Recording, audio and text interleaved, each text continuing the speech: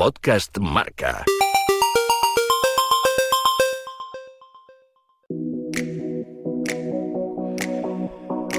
¿Qué tal? Bienvenidos a este podcast Marca Tumba Abierta by Be Cool. Yo soy Marcos González y te vamos a repasar todo lo que ha ocurrido en esta etapa 15ª de la Vuelta a España entre Veiga y Monforte de Lemos, con victoria para Mats Pedersen. Una etapa que comentábamos estos días podía ser trampa porque es justo la que precede al segundo día de descanso de la Vuelta, que será mañana lunes, antes de ya comenzar esa tercera semana de la Vuelta a España, con etapas también muy interesantes como la subida, por ejemplo, a la Bola del Mundo, la contrarreloj individual de Valladolid y muchas cosas que nos va a dejar esta tercera semana. Pero centrándonos en lo de hoy, la escapada que se hacía pronto con esas dos subidas, sobre todo en ese inicio con un puerto de primera categoría en el que prácticamente empezaba la etapa hacia arriba en Agarganta, y que luego pues hemos visto cómo Lidl Trek se ponía a trabajar en ese grupo perseguidor de la fuga, que le han metido casi 14 minutos finalmente al pelotón para tirar abajo otra mini escapada entre Vervaeke y un J-Vine, que ha ido a por todo, a por la octava victoria de etapa del UAE. Finalmente ha sido para Lidl Trek y para Mats Pedersen, para el maillot verde. Carlos Barredo, ¿qué tal? Muy buenas. ¿Qué tal, Marcos? Lo decíamos, comentaba yo también, pues que era como un regalo del equipo. Evidentemente Pedersen es una auténtica bestia, su cuarta victoria en la Vuelta a España, la primera en esta edición, y este año lleva un año absolutamente espectacular. Tiene piernas y está demostrando que es un ciclista absolutamente top, pero también ha sido gracias a ese curro de sus compañeros, y así se lo agradecía a él, ¿eh? Pues sí, la verdad es que en una etapa movidas de salida, con ese grupo tan numeroso nuevamente que se forma en una etapa de la Vuelta a España, con 5 representantes de Lidl Trek. Bueno, ya escuchando las declaraciones por etapa de Carlos Verona, estaba claro que tenían el plan de filtrar a corredores en compañía de Pedersen para ayudarle ante las situaciones que se pudieran provocar en carrera, ¿no? Sí que es cierto que yo lo comenté durante la retransmisión, creo que en el movimiento de J-Vine y Vervaeke tenía que haber estado un Lidl Trek porque les hubiera liberado un poco de trabajo. Podían haber seguido trabajando, pero iban a llevar un lastre delante que iba a ser más fácil cogerles, y después resolvieron gracias a las piernas de Pedersen, porque cuando las cosas se ponían difíciles, ya que Xavier y Verona no tenían más energía, pues tuvo que ser el mismo en primera persona, después de utilizar también un poco a Bernard y a Ciccone, que redujera el grupo, que se quedó con otros 6 corredores más para formar un grupo de 7 y poder echar mano a Vine y a Vervaeke, ¿no? Y después la resolución del final fue también de libro, ¿no? Decíamos que quizás el primero en arrancar era él para evitar que otros lo arrancaran, y coge y arranca, y después, bueno, en el sprint, pues a mí me hubiera gustado ver un cara a cara real con Sheffield y Aular, ¿no? Claro. Yo creo que también la caída de Sheffield, sí que es cierto que era muy difícil ganarle a Pedersen, pero la caída de Sheffield desestabiliza un poco al resto de corredores que iban a rueda de Pedersen y le facilitan aún más el final. Pero bueno, una victoria de mucho mérito para uno de los mejores, insisto, corredores que hay en el pelotón mundial, con una temporada para enmarcar. Bestial la temporada que está haciendo el danés. Firmo sobre las palabras de Barredo. Nacho Lavarga, ¿qué tal? Muy buenas, allí en Monforte de Lemos. Aquí estamos aún en Monforte de Lemos, mucho calor, pero felices, ¿no? Después de haber vivido una etapa con mucha amiga. A mí me ha encantado el recorrido, me ha encantado la velocidad con la que se ha llevado todo, el nivel de la fuga. Pedíamos, ¿no? Muchas veces que ver corredores de mucho nivel en la fuga, peleando en la batalla, viendo a ver quién podía ganar.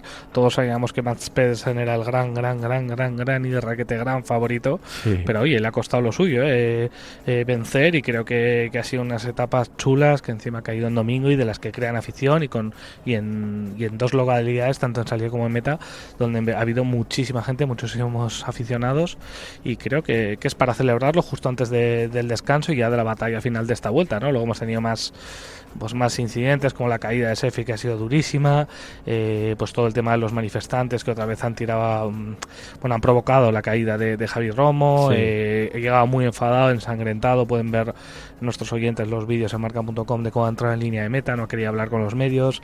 Sí ha hablado Carlos Canal, que lo hemos escuchado en la sintonía de Radio Marca, precisamente pues explicando un poco cómo había sido esa caída. Estaba tremendamente enfadado el corredor manchego del Movistar Team, y lo que decíamos, muchos alicientes en esta nueva etapa. La vuelta viaja con tensión, pero yo creo que está donde querían los organizadores deportivamente hablando, ¿no? Con las cosas muy igualadas, con un Vingegaard que lidera pero que no termina de convencer, y con un UAE de Dulce que ha ganado prácticamente la mitad de etapas de esta vuelta y que quiere prender batalla con Joao Almeida.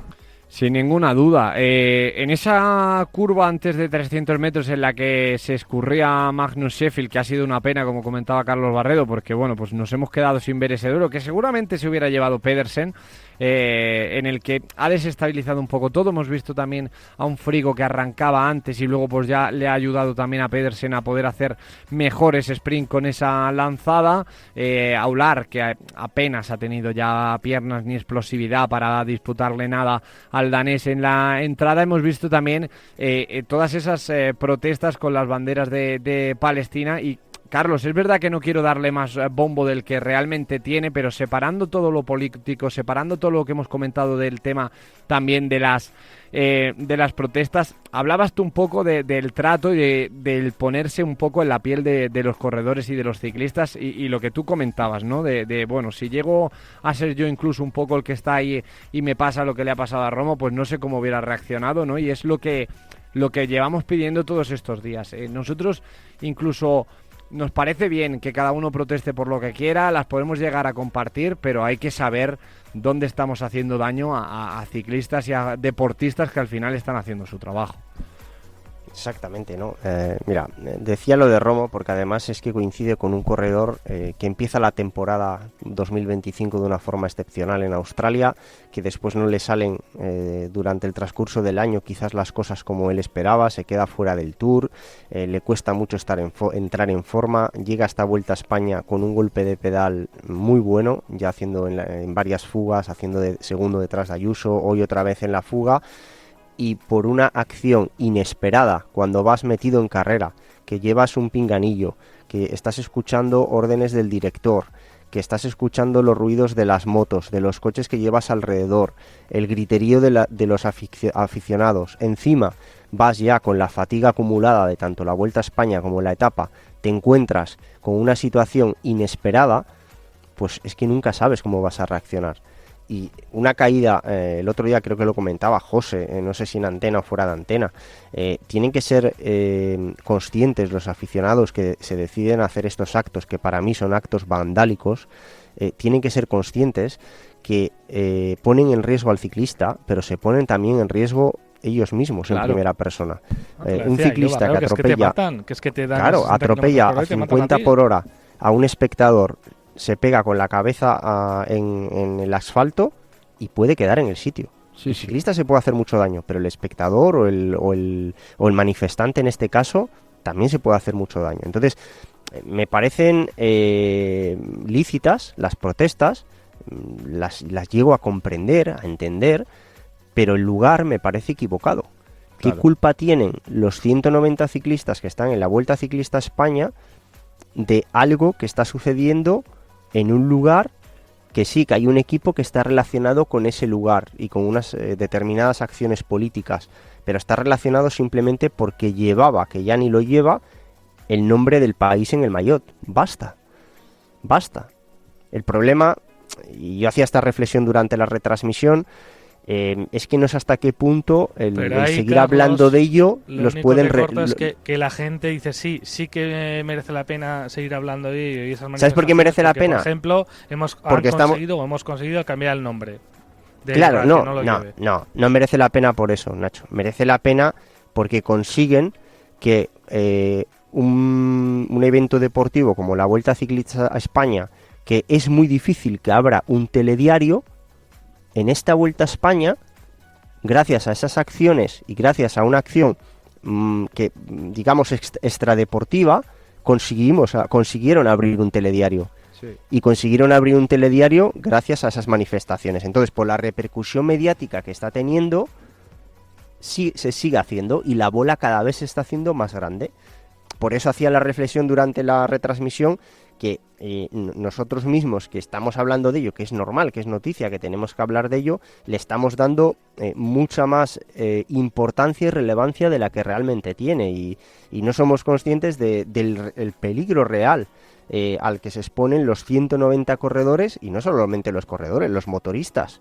Vosotros poneros en el pellejo de un cámara que va espalda a la carretera mirando hacia atrás y pasa una moto, salen los manifestantes cuando pasa una moto. Todavía el piloto, bueno, pues lo puede intuir, pero el cámara... No, O sea, es... A mí me parece surrealista lo que está sucediendo. Es en general muy complicado para absolutamente todo. Ya tampoco le quiero yo dar más bola de la que tiene. Nacho, ya simplemente por cerrar con esto, para el resto de días, mañana tenéis día de descanso en Pontevedra, si no me equivoco. Sí. Para el resto de días, ¿cómo está la cosa? Más o menos, ¿o qué esperáis? Pues en Galicia bastante más complicada, ¿eh? Se espera bastante organización, protestas, que suba todavía más la temperatura, no tanto al nivel del País Vasco, pero sí superior al que hemos vivido en Cantabria o en Asturias, ¿eh? Así que se espera muchísimas protestas en Galicia y con un ambiente bastante acalorado. Bueno, pues lo iremos contando todo evidentemente en la retransmisión de Radio Marca y luego el análisis aquí, pero me quiero centrar ya en el resto de cosas que han pasado en el día de hoy. Hemos visto también a Lecerf que hoy metía un buen bocado al resto del pelotón. Se ha quitado esos 13.30, se ha metido con 5.49. Hay que explicar que por delante, evidentemente, Vingegaard sigue con el maillot rojo a 48 segundos, Almeida, Pidcock a 2.38, Hindley a 3.10 y Félix Gall a 3.30, que es donde yo creo que va a estar esa pelea, sobre todo entre Almeida y Vingegaard por el maillot rojo, con Vingegaard evidentemente como favorito, y entre Pidcock, Hindley y Gall seguramente por ese tercer cajón del podio, Barredo. Pero hoy Lecerf se ha metido ahí también cerquita del resto del maillot blanco, con Pellizzari y con Richitello. Sí, además es un corredor peligroso para luchar por ese maillot y para mantenerse en el top 10. Y explico por qué. Es un corredor joven, con mucha progresión, que viene de ganar a Cian Udebrox y Fanchelu el Czechia Tour, el Czech Tour hace prácticamente una semana, 10 días antes de la Vuelta Ciclista a España, es decir, que tiene un muy buen golpe de pedal, que en la primera parte de Vuelta a España sufrió porque es un corredor muy ligero y es un corredor que cuando el pelotón todavía no están las diferencias abiertas le cuesta manejarse dentro del grupo y bueno, pues cedió un poco de tiempo, pero ahora mismo ya quitarlo de ese top 10 va a ser complicado, Lo decíamos ayer durante el podcast, ¿no? Que la etapa de hoy podía ser para que algún corredor que estaban entre la posición décima y vigésima, pues se aprovecharan y se metieran de nuevo en la general, ¿no? Es cierto que, ojo, que lo que queda de Vuelta a España es entretenidísimo y muy muy exigente. La etapa del martes es durísima, después nos viene el Morredero, después la crono de Valladolid, que ahí sí que va a ceder tiempo el belga, ¿no? Pero es que después tenemos la etapa de Guijuelo, que es similar a la de hoy, sin tener ese puerto de salida, pero es un territorio también durísimo y como colofón la bola del mundo. Es decir, solamente tenemos una etapa tranquila, prácticamente, ¿no? Que es la última, es decir, van a pasar todavía muchas cosas, pero sí que es un corredor que bueno, no era quizás digamos el menos indicado para que se metiera entre los 10 primeros, porque va a ser muy difícil quitarlo de ahí.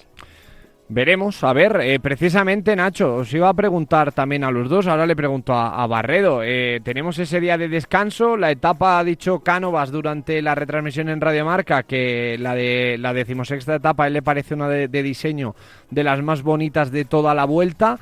Pero ¿dónde pondríais el foco en lo que queda de tercera semana? Que como ha dicho Barredo es completísima, muy dura, tiene de todo.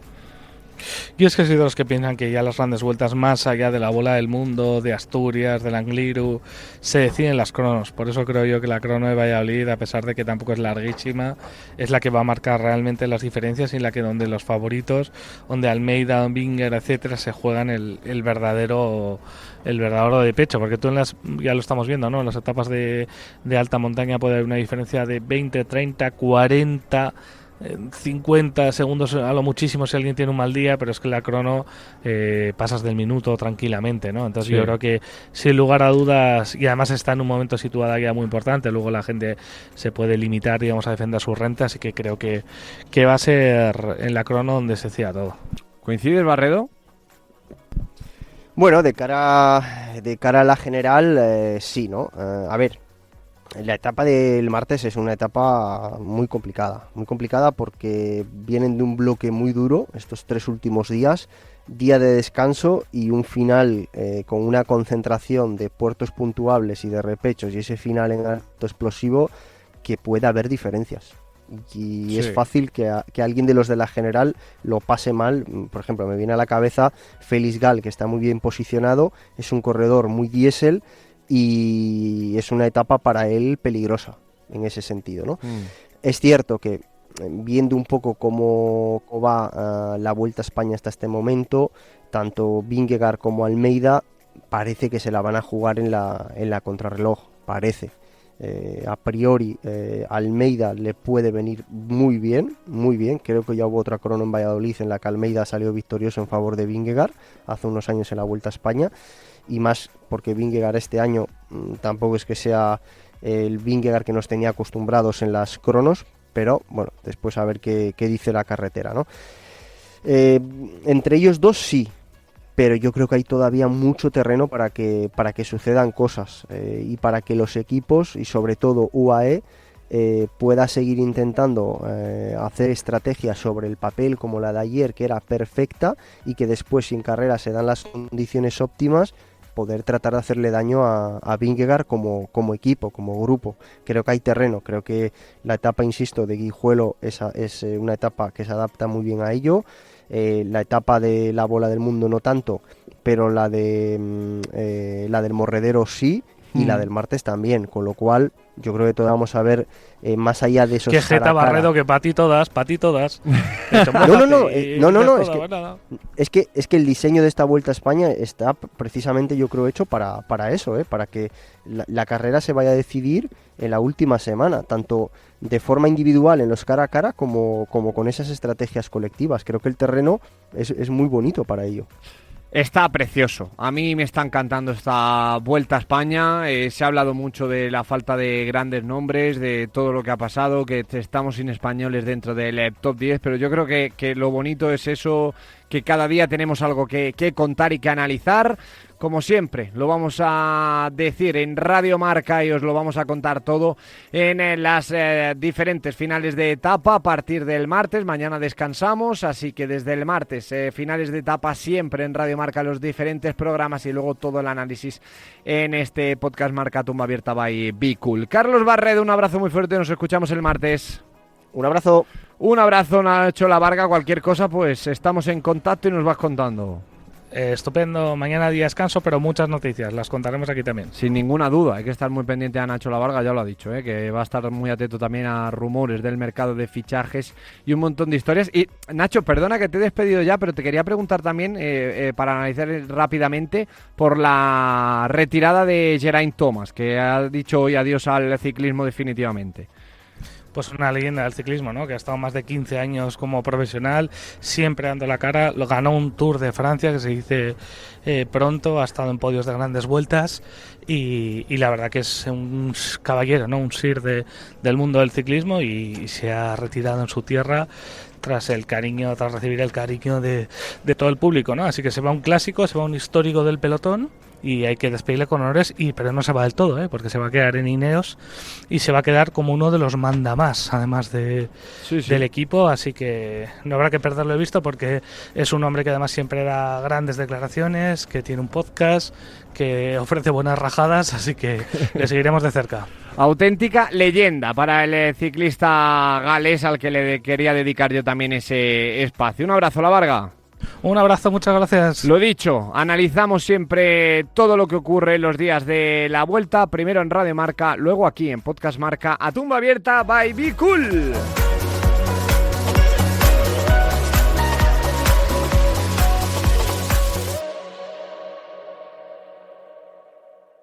Podcast Marca.